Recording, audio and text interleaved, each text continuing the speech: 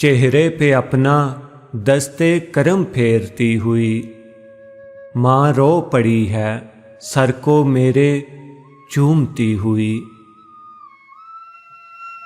अब कितने दिन रहोगे मेरे पास तुम यहाँ, थकती नहीं है मुझसे यही पूछती हुई।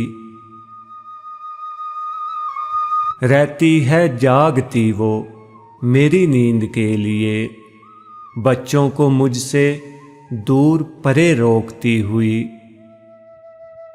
बेचैन है वो कैसे मेरे चैन के लिए, आते हुए दिनों का सफ़र सोचती हुई।